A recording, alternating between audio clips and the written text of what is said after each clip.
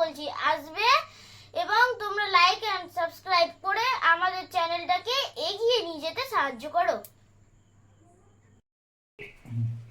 আজকে তোমাদের সামনে যেটা তুলে ধরা হবে বৈধতা বিচার। বৈধতা বিচারে আমি সাজানো রূপটা দেখিয়েছিলাম। আজকে সাজানো রূপ থেকে যে বৈধতা বিচারে যে দোষগুলো রয়েছে, প্রথমে কিভাবে সাজাতে হয় সেটা দেখানো হবে। তারপর হচ্ছে ননর্থক দোষ, প্রথম যে দোষটা। তারপরে হচ্ছে চতুষ্পদ দোষ। তারপর হচ্ছে সাধ্যপক্ষ হেতু। তো এই দোষগুলো না থাকলে, প্রথমে ননর্থক যদি দোষ না থাকে তাহলে চতুষ্পদে যাবে। চতুষ্পদ যদি না থাকে তাহলে সাধ্য দোষ, পক্ষ দোষ, হেতু দোষে যাবে। সাধ্যপক্ষ হেতু দোষ না থাকলে বৈধতা বিচার মূর্তিতে চলে যাবে। তো কিভাবে মূর্তি পর্যন্ত যাবে আজকে তোমাদের সামনে এক এক করে আমার ছাত্ররা তুলে ধরবে। তোমরা ভালো করে দেখো, অবশ্যই বৈধতা বিচার করতে পারবে। কেন কি 12-এ এটা কমনের ব্যাপার নয়, এখানে দুটো আসবেই।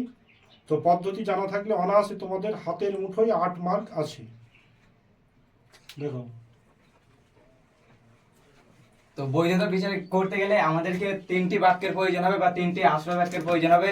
তো দুটো আশ্রয় বাক্য করব, প্রথম আশ্রয় বাক্য আর দ্বিতীয় আশ্রয় বাক্য। আর যেখান থেকে আমি বৈধতা বিচার করা শুরু করব সেই বাক্যর নাম বলা হয় সিদ্ধান্ত বাক্য। তো কিভাবে বৈধতা বিচারের বাক্যের লাইন সাজাতে হয় আমি তোমাদের সামনে তুলে ধরছি।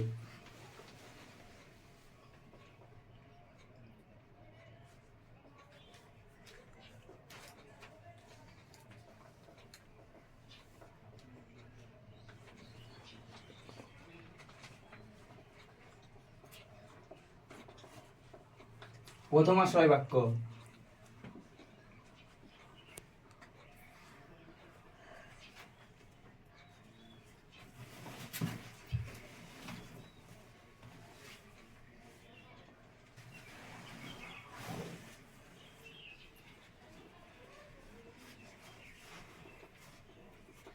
দ্বিতীয় আশ্রয় বাক্য,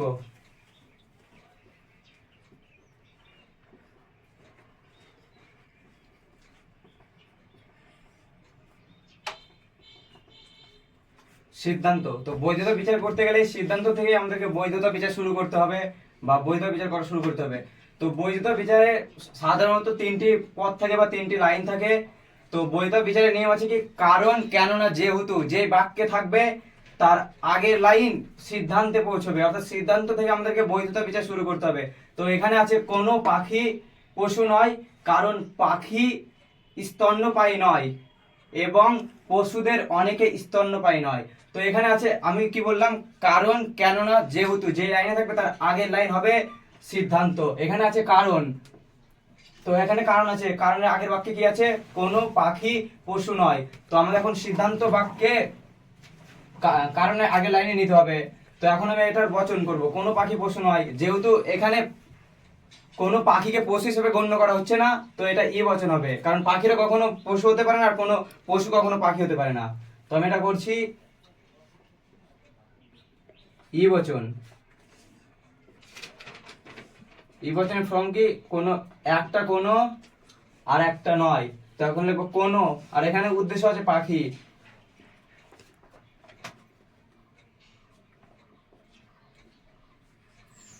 কোনো পাখি নয়, ই বচনের ফর্ম, নয় পশু। তো আমি এখন এই লাইন থেকে সাজালাম কোনো পাখি নয় পশু। এখন আমি এর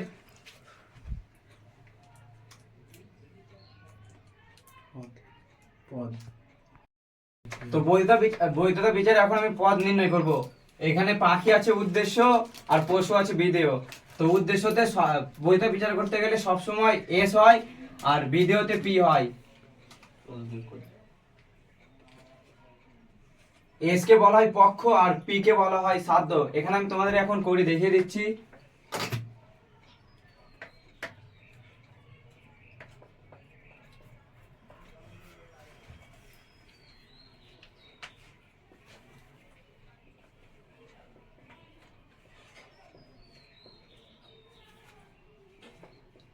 মুখে বলো।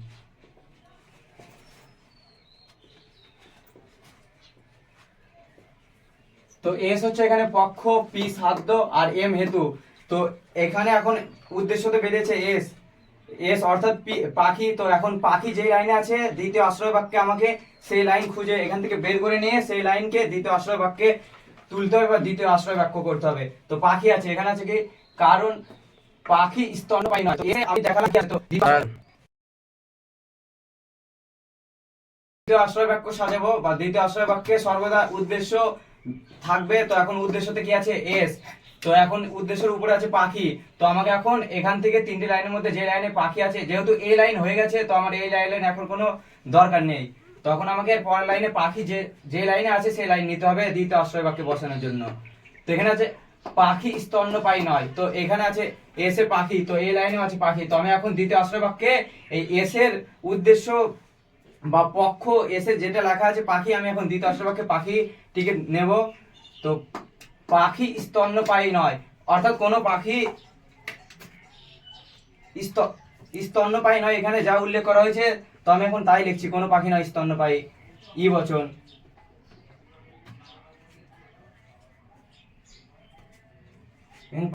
এখন আমি কি করবো, কোনো পাখি নয় স্তন্যপায়ী, যেহেতু এখানে এসে পাখি আছে তো আমি এখন দ্বিতীয় আশ্রয় বাক্য করছি।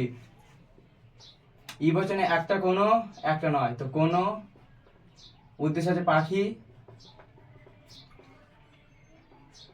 কোনো পাখি, ই বচনে ফর্ম একটা কোনো একটা নয়, নয় স্তন্য পাই। তো আমি এখন দ্বিতীয় আশ্রয় বাক্যে করলাম। তো দ্বিতীয় আশ্রয় বাক্যে সর্বদা এস বিচরণ করবে। এখন এখানে আমি এস দিচ্ছি বা পক্ষ, আর এখানে পিএ অর্থাৎ সাধ্যতে দেওয়া আছে পশু, তো এখানে পশু নেই, তো এখানে এখন হেতু বার করতে হবে। তো স্তন্যপায়ী হবে হেতু।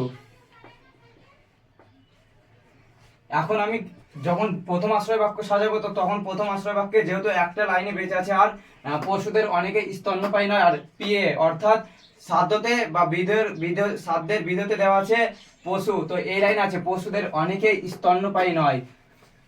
যেহেতু এখানে প্রথম আশ্রয় বাক্যে পি থাকবে আর এখানে পশু তুলে দেওয়া আছে, তো এখানে আছে কোনো পশু নয় স্তন্যপায়ী। তো এখন আমি প্রথম আশ্রয় বাক্য সাজাবো, পশুদের অনেকে স্তন্যপায়ী নয়, অর্থাৎ পশুরা স্তন্যপায়ী নয়।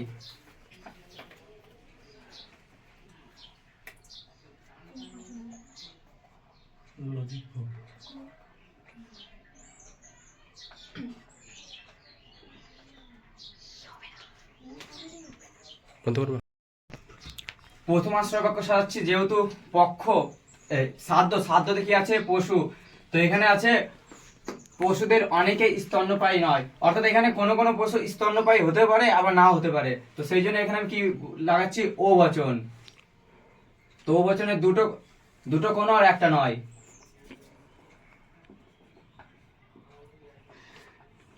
কোনো কোনো, আর এখানে পেয়ের উপর কি আছে পশু, পশু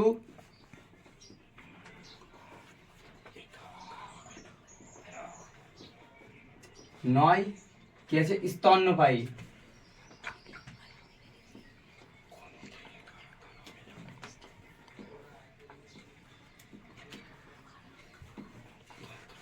তো এখন আমি বললাম কোনো কোনো পশু নয় স্তন্যপায়ী, অর্থাৎ কোনো পশু স্তন্যপায়ী হতে পারে তো নাও পারে, এখানে যেহেতু যেভাবে উল্লেখ করে দিয়েছে। তো এখন আমি এর পদ বার করব।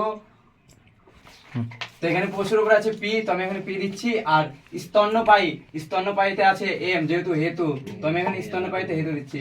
আর যখন বৈধ বিচার করব তখন সিদ্ধান্তে শুধুমাত্র এস আর পি থাকবে, এদের দুজনের এস আর পি এর জায়গা সিদ্ধান্তে বর্তমান, সিদ্ধান্তে কখনো এম অবস্থান করতে পারে না, অর্থাৎ হেতু কখনো সিদ্ধান্তে অবস্থান করতে পারে না। আর এস অর্থাৎ পক্ষ সর্বদা দ্বিতীয় আশ্রয় বাক্যে থাকে, পক্ষ বা এস কখনো প্রথম আশ্রয় বাক্যে যায় না।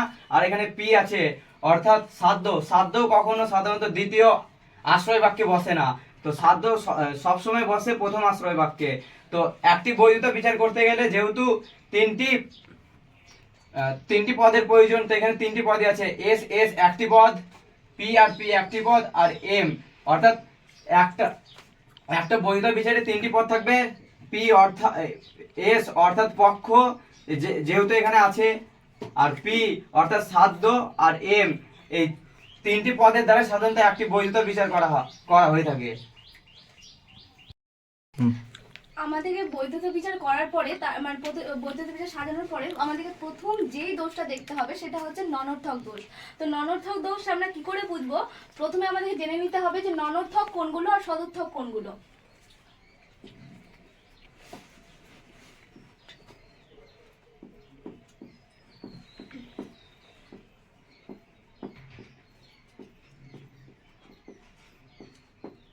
তো ননর্থক আর সদর্থক, এখানে এবার আমরা জানি যে আমাদের এখানে চারটে বচন আছে, এ ই আই ও। তো আমরা জানি যে এ যখন হয় তখন হচ্ছে সকল আর হয় বসে। যখনই হয় লেখা থাকবে, ই যখন হয় তখন কোনো আর নয় বসে। আর যখন আই হয় তখন কোনো কোনো নয়, আর ও থাকলে না, সরি, এটা কোনো কোনো হয় হয়, আর এখানে কোনো কোনো নয়। তো আমরা জানি যে যখনই নয় থাকে তার মানে সেটা হচ্ছে ননর্থক, আর যেখানে হয় থাকে তার মানে হচ্ছে আর যেখানে হয় থাকে সেটা হচ্ছে সদর্থক। তার মানে ননর্থকের ঘরে কোন দুটো থাকবে? ননর্থকের ঘরে থাকবে ই আর হচ্ছে ও, আর সদর্থকের ঘরে থাকবে এ আর হচ্ছে আই। তাহলে আমরা ননর্থক কোনগুলো আর সদর্থক কোনগুলো সেটা বুঝে নিলাম। এবার আমরা এখানে প্রথম আশ্রয় বাক্য, দ্বিতীয় আশ্রয় বাক্য আর সিদ্ধান্ত, এখানে আমরা আমরা সিদ্ধান্তের যে ঘরটা আছে আমরা কিন্তু সিদ্ধান্তের ঘরটা দেখব না। আমরা যেটা দেখবো হচ্ছে প্রথম আশ্রয় বাক্যটা আর দ্বিতীয় আশ্রয় বাক্য। আমাদের প্রথম আশ্রয় বাক্য আর দ্বিতীয় আশ্রয় বাক্যে যদি এই বচনটা যদি ননর্থক যদি বেরোয়, এই যে এই দুটো বচনটা আমরা এখানে দেখতেই পাচ্ছি যে এখানে ওটাও হচ্ছে ননর্থক, আর এখানে ই আছে, ইটাও হচ্ছে ননর্থক। তার মানে আমরা এখানে কি বুঝে নিব যে এটা যখনই দেখবো প্রথম আশ্রয় বাক্য দ্বিতীয় আশ্রয় বাক্য যখন ননর্থক বেরিয়েছে তার মানে আমাদের সিদ্ধান্ত ঠিক ননর্থক হবে। এখানে ই আছে, কিন্তু এখানে যদি ই যদি না থাকতো, এখানে যদি ইও যদি বেরোতো, তাও কিন্তু আমরা এই ঘরটা সিদ্ধান্তের ঘরটা কিন্তু দেখতাম না। আমরা দেখতাম প্রথম আশ্রয় বাক্য আর দ্বিতীয় আশ্রয় বাক্য। এই দুটো ঘর যদি ননর্থক যদি বেরিয়ে যায় তাহলে আমাদের সিদ্ধান্তের ঘর দেখতে হবে না। আমরা এখানে বলে দিব যে এটা হচ্ছে ননর্থক দোষে দুষ্ট।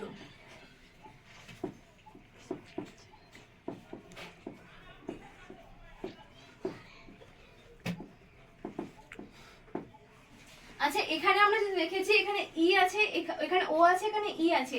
এখানে আবার যদি থাকতো যেখানে ও আছে এখানে যদি এ বেরিয়ে যেত তাহলে কিন্তু এটা কিন্তু ননর্থক হতো না। এখানে কিন্তু প্রথম আশ্রয় বাক্য এবং দ্বিতীয় আশ্রয় বাক্য এই দুটোকে কিন্তু আমাদের কিন্তু ননর্থক হতে হবে, না তো কিন্তু এটা ননর্থক দোষে দুষ্ট হবে না।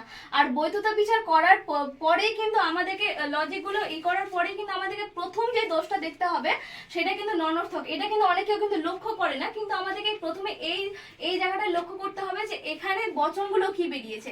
এখানে যেহেতু আমাদের এখানে এটাও আমাদের ননর্থক বেরিয়েছে আর এটাও আমাদের ননর্থকই আছে, তার মানে হচ্ছে এই দুটো ননর্থক যেহেতু বেরিয়ে গেছে প্রথম আশ্রয় বাক্য দ্বিতীয় আশ্রয় বাক্য, সুতরাং এটা আমাদেরকে ননর্থক দোষে দুষ্ট হয়ে যাবে। তাহলে এটা আমরা লিখে দিব যে এটা ননর্থক দোষে দুষ্ট, আমাদের এটা দোষ বেরিয়ে গেছে। কিন্তু এখানে যদি আবার দ্বিতীয় আশ্রয় বাক্যে আবার যদি এখানে হয়তো ই বেরিয়ে গেছে আর এখানে যদি এ বেরিয়ে যেত বা হয়তো এখানে হয়তো আই বেরো তাহলে কিন্তু হতো না। এই দুটোকে আমাদেরকে ননর্থক বেরোলেই কিন্তু আমাদেরকে এই বছর এই দোষে দুষ্ট হবে যে এটা হচ্ছে ননর্থক দোষে দুষ্ট। বোলপুর বর্ধমানের কাছে আর বর্ধমান কলকাতার কাছে, সুতরাং বোলপুর কলকাতার কাছে। এখানে এই যে এটা একটা লাইন, এটা একটা লাইন আর এটা একটা লাইন। তো আমরা জানি যে কারণ কেননা যেহেতু থাকলে তার আগের লাইনটা সিদ্ধান্ত হয়, আর সুতরাং নতুবা যতুবা এগুলো সব যদি থাকে তাহলে সেই লাইনটা সিদ্ধান্ত হয়। আর আমরা জানি যে প্রথমে আমাদেরকে সিদ্ধান্তের ঘরটাই করতে হয়, তার মানে আমাদের এই তিনটে ঘরের মধ্যে সুতরাং নতুবা যতুবা কোথায় লেখা আছে তারা এই লাইনটাতে। সুতরাং বোলপুর কলকাতার কাছে, তার মানে আমরা সিদ্ধান্ত কোনটাকে ধরবো? এই ঘরটাকে। তার মানে সিদ্ধান্ত আমরা এখানে করে নিচ্ছি। এটা আমাদের লজিক ফর্ম, এটা হচ্ছে বেরোবে এ বচন।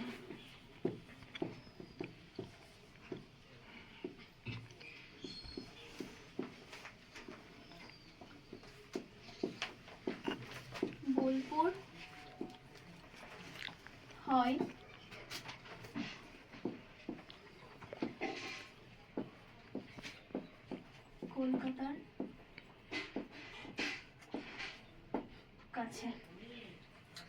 আমাদের এখানে বোলপুর উদ্দেশ্য এবং বিদেহ। আমরা জানি যে উদ্দেশ্য যেখানে হয় সেখানে এস বসে, আর বিদেহর জায়গাটা হচ্ছে পি।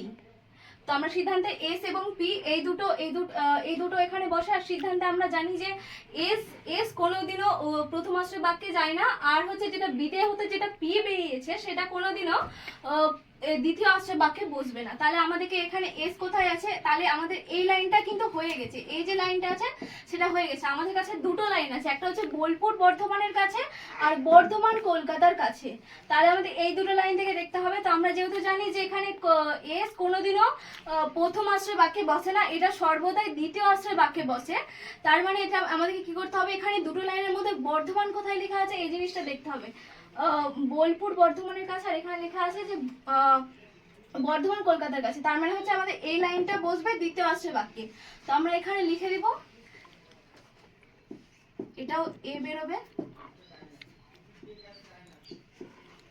আমরা লিখে দিলাম বোলপুর হয় বর্ধমানের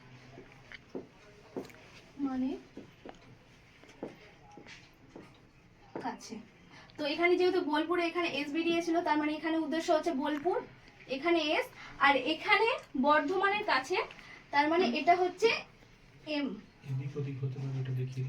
আর এখানে কিন্তু এস এম কিন্তু এদিক ওদিক হতে পারে, এটা কিন্তু কোনো যায় আসে না। কিন্তু আমাদেরকে এই জিনিসটাই লক্ষ্য রাখতে হবে যে এস কোনোদিনও প্রথম আশ্রয় বাক্যে যাবে না, কিন্তু এদের অবস্থান চেঞ্জ হতে পারে, হয়তো এসটা হয়তো এদিকে বসেছে আর এমটা হয়তো এদিকে বসেছে, এটা কিন্তু কোনো ব্যাপার না। আমাদেরকে শুধুমাত্র এটা দ্বিতীয় আশ্রয় বাক্যের লাইন ঘরটাতে বসাতে হবে, এটাই আমাদেরকে মনে রাখতে হবে। আর তারপরে শুধুমাত্র আমরা জানি যে আমাদের একটাই ঘর বেঁচে আছে, সেটা হচ্ছে বর্ধমান কলকাতার কাছে। তার মানে প্রথম আশ্রয় বাক্যে আমরা জানি যে উদ্দেশ্য এখানে যে পিটা আছে সেটা সর্বদা আমাদেরকে প্রথম আশ্রয় বাক্যে বসে, দ্বিতীয় আশ্রয় বাক্যে বসে না। তো আমাদেরকে এটা করে দিলাম আমরা বর্ধমান কলকাতার কাছে। তার মানে এটাও লজিক এই বেরোবে, বর্ধমান হয়। আমরা কিন্তু দেখবো যে এখানে হচ্ছে যে এই যে বোলপুর উদ্দেশ্য এবং কলকাতার কাছে সেটা হচ্ছে বিদেহ। তো আমরা এখানে এটা লজিকে বেরিয়েছে বোলপুর হয় কলকাতার কাছে। আর আমি যেহেতু বললাম যে এই যে উদ্দেশ্যর এসটা প্রথম আশ্রয় বাক্যে যাবে না, আর এই যে বিদেহটা কোনোদিনও দ্বিতীয় আশ্রয় বাক্যে আসবে না। কিন্তু এখানে আমাদের এটা শুধু করতে হবে, এখানে যদি আলাদা বেরিয়ে যেত, হয়তো এখানে বোলপুর হলো না, এখানে হয়তো ওই হেতু যেটা আছে না সেটা হয়তো এখানে চলে আসতো, আর পক্ষটা হয়তো এদিকে চলে যেত। তাহলে কিন্তু এটা যদি চেঞ্জ হয়ে যেত, মানে হচ্ছে কলকাতার কাছে এটা যেটা আছে সেটা হয়তো, মানে এটা বোলপুরটা হয়তো এখানে বসা আছে, হয়তো এখানে এরকম ভাবে বসানো আছে, এখানে হয়তো বোলপুর লেখা আছে। তাহলে কিন্তু আমাদের কিন্তু এসটা কিন্তু এখানে বসতো, এখানে কিন্তু আর বসতো না। আমাদের এসটা তখন কোথায় চলে যেত, এখানটাতে এস বসতো, আর হেতু যেটা আছে সেটা এখানটাতে বসতো। এটা আমাদের লক্ষ্য রাখতে হবে। আর তারপরে যা আছে তোমাদেরকে বোঝানোর জন্য আমি লাইনটা লিখেছিলাম, যেটা সঠিক আছে সেটা লিখে নি। এখানে বোলপুর,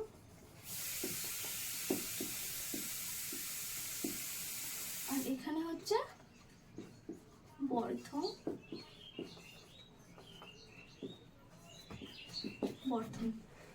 আর এখানে প্রথম আশ্রয় বাক্যে কিন্তু এখানেও কিন্তু সেম জিনিস। এখানে আছে যে বর্ধমান কলকাতার কাছে। তো আমরা এখানে বর্ধমান হয় কলকাতার কাছে লিখবো, কিন্তু এখানে পিঠা বসবে। কিন্তু আমাদের আবার যদি এই পিঠা যদি হয়তো দেখা গেল যে কলকাতার কাছে যেটা আছে না সেটা হয়তো এদিক করে নিয়ে আগে আমি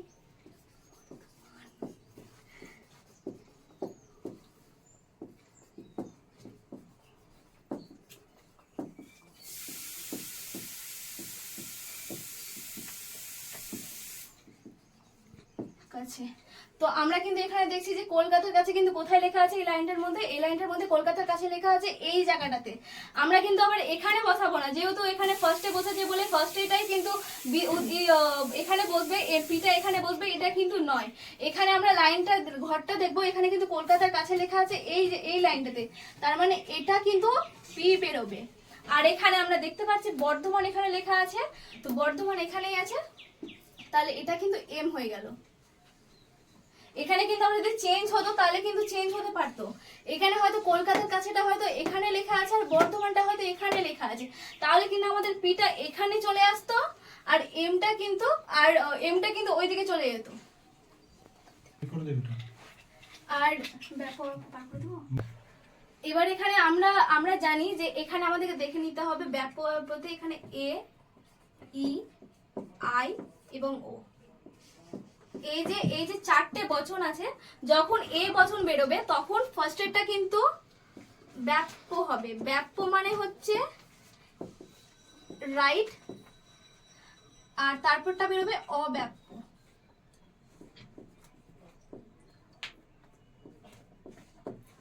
এটা হবে ক্রস। এটা হচ্ছে উদ্দেশ্য, একটা হবে উদ্দেশ্যর ঘর, আর একটা হচ্ছে বিদেহর ঘর। আমরা যখনই এ বচন বেরোবে প্রথমে যে উদ্দেশ্যর ঘরটা থাকবে না, উদ্দেশ্যর ঘরটা কিন্তু ব্যাপ্য হবে আর বিদেহের ঘরটা কিন্তু অব্যাপ্য হবে।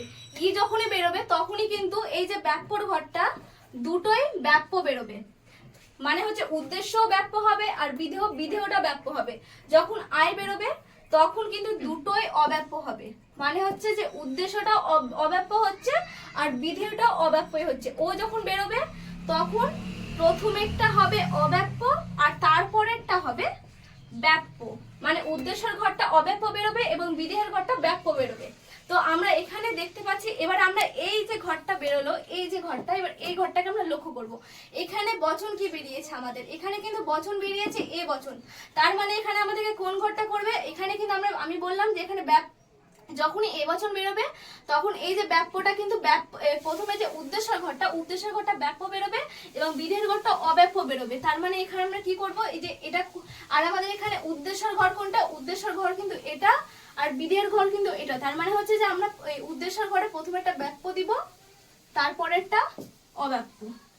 দ্বিতীয় আশ্রয় বাক্য এখানে উদ্দেশ্য হচ্ছে বোলপুর আর হচ্ছে যে বর্ধমানের কাছে হচ্ছে বিদেহ, তার মানে হচ্ছে আর এটা এ বচনই বেরিয়েছে, তার মানে আমরা এই ঘরটাই করব, প্রথমেরটা ব্যাপ্য তারপরটা অব্যাপ্য।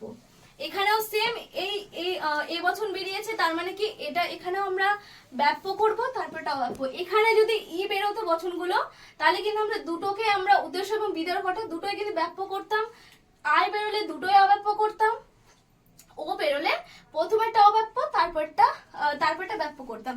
তো আমাদের ঘর সাজানো হয়ে গেছে। এবার আমরা প্রথমে দেখলাম ননর্থকটা, এবার আমরা দেখবো চতুষ্পদ করা। তো আমরা প্রথমে ননর্থক জনিত দোষে দুষ্টটা দেখলাম। এবার আমরা দেখবো আমাদের প্রথম ননর্থকের পরে কিন্তু আমরা যে দোষটা দেখবো সেটা হচ্ছে চতুষ্পদ দোষে দুষ্ট, মানে চতুষ্পদ দোষে দুইটা। তো আমি এখানে দেখালাম যে এখানে কিন্তু যখনই আমরা বৈধতা বিচার করব আমাদের কিন্তু তিনটেই পদ থাকবে, একটা হচ্ছে সাধ্য, একটা হচ্ছে পক্ষ, একটা হচ্ছে হেতু। একটা সাধ্য, একটা হচ্ছে পক্ষ আর একটা হচ্ছে হেতু। তো আমরা জানি যে সাধ্য হচ্ছে পি, পক্ষ হচ্ছে এস আর হেতু হচ্ছে এম। কিন্তু আমরা এখানে যদি ভালো করে লক্ষ্য করি তাহলে কিন্তু আমরা দেখতে পাবো যে এখানে যে এই যে বোলপুর আর এই যে বোলপুর, এই বোলপুর কিন্তু একই লেখা আছে। তার মানে কি এই দুটো হচ্ছে একটা, এখানে কলকাতার কাছে আর এখানে কলকাতার কাছে লেখা আছে। তার মানে কি এই দুটোই একই। তার মানে কি হচ্ছে যে এই দুটো হচ্ছে একটা, তার মানে কি হলো একটা, এখানে একটা বেরোলো এখানে একটা বেরোলো, আরেকটা হলো।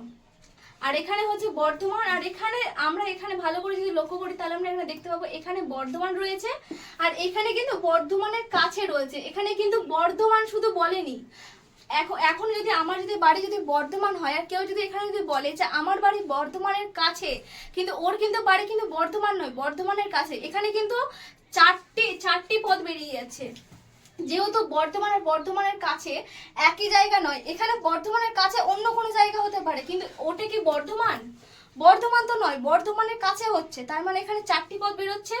তার মানে এখানে এই যে চারটি পদ, তার মানে হচ্ছে এখানে একটি কটা হয়ে গেল, এখানে এক এখানে এক, চারটে পদ। আর একটা আমরা যখন লজিক যখন করবো তখন এখানে কিন্তু তিনটি পদ থাকে, এই তিনটি পদ ছাড়া কিন্তু চারটি পদ থাকে না। এখানে কিন্তু নিয়মের লঙ্ঘন হচ্ছে, যেহেতু এখানে চারটি পদ বেরিয়ে গেছে তাহলে এটা আমরা কি লিখে দিব, এখানে আমরা এখানে আমরা এখানে যখনই আমরা দেখব যে এখানে বর্ধমানের কাছে, বা এখানে যদি বর্ধমান না থাকতো, এখানে যদি অন্য কোনো জায়গা হয়তো বলতো হয়তো বহরমপুর বা হয়তো অন্য কোনো জায়গা, কিন্তু বর্ধমান, এখানে যদি বহরমপুর থাকতো আর এখানে যদি বলা হতো বর্ধমানের কাছে, বর্ধমান তো নয়, তাহলে আমরা যখনই বুঝে নেবো যে তার কাছে বা তার কোনো পাশের জায়গা বোঝাচ্ছে, তখনই কিন্তু সেটা কিন্তু চতুষ্পদ দোষে দুষ্ট হয়ে যাবে।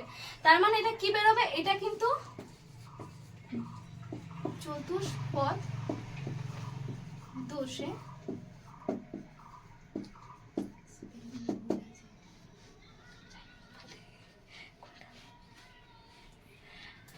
আর তাহলে আমরা বুঝতে পারলাম যে যখনই আমরা চারটে পদ যখনই আমরা দেখতে পাবো তখনই আমরা কোনো কিছু করবো না। ননর্থক দোষ আমরা যখনই দেখবো যে এখানে ননর্থক দোষ বেরোয়নি, তার মানে আমরা এখানে চতুষ্পদটা দেখে নিব, যখনই দেখবো চারটে পদ বেরিয়ে গেছে তখনই সেটা কি হয়ে যাবে, চতুষ্পদ দোষে দুষ্ট হয়ে যাবে।